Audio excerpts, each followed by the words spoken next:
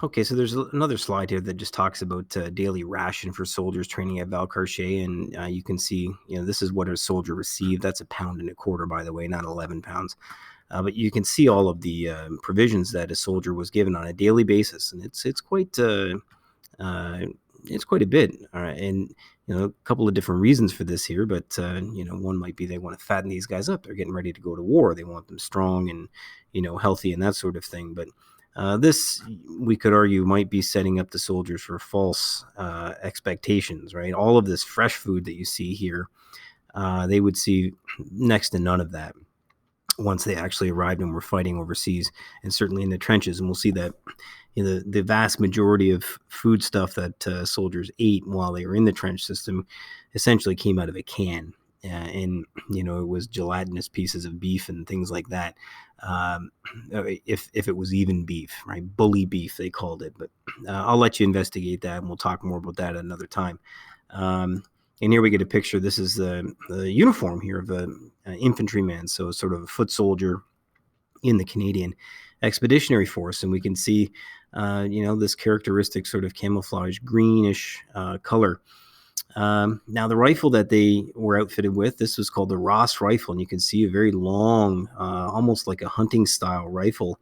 And attached to the end here, we have what was called a bayonet. Now, this could be detached, and it would sit on the sheath or inside a sheath on the man's hip when not in combat position. Now, the rifle itself, it was a single shot rifle, so it had to be loaded every time it would be discharged and fired. Now, there's a lot of controversy surrounding the Ross rifle.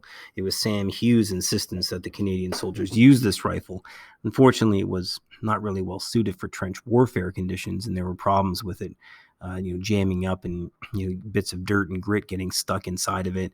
And it was long and kind of cumbersome and quite heavy. So, when you're trying to move around in a trench situation, be unseen, and you need to draw your weapon quickly. The Ross rifle didn't do any of that for the Canadians.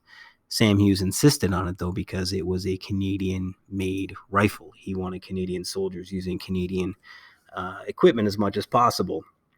And that might also have something to do with the fact that Canadian companies were benefiting, and maybe Sam Hughes got a slice of that action. But that's another issue. So we also see here, so this here, this was called a tunic, all right, or the jacket that these men wore, and it was made out of wool, a natural fiber and fairly durable. Yet wool, if you've ever worn wool, you can test the fact that not super comfortable, quite heavy, in fact. And imagine when wool gets wet, it absorbs quite a bit of moisture, so it actually gets even heavier. Now, inside the pack here of these soldiers, you can see they had many different pockets for various implements and whatever else they would carry with them. But that also added to the weight of a soldier in the trench. So it was moving around was quite a feat for these guys. And then we see the pants here. So at the calf here, we see this this sort of tensor-like bandage wrap, and this was called a putty.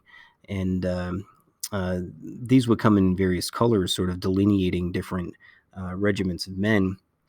But they could serve sort of a multiple number of purposes. Could be used for a nice quick tourniquet, could be used as a bandage. And it also helped keep the pant leg affixed tightly to the calf. And what that was good for was when you were wading through barbed wire, it would, hopefully keep your pant leg from getting caught in the barbed wire, which, of course, if you were caught in barbed wire, you were just a sitting duck for sniper fire. So lots of, practical things here to just a simple implement. And then we have these boots down here, and boots were certainly an issue. Initially, they were much better quality, but as the war drags on, the quality deteriorates, and that is going to present some additional challenges as well. All right, so this is sort of a good, visual representation of what the Canadian infantryman looked like.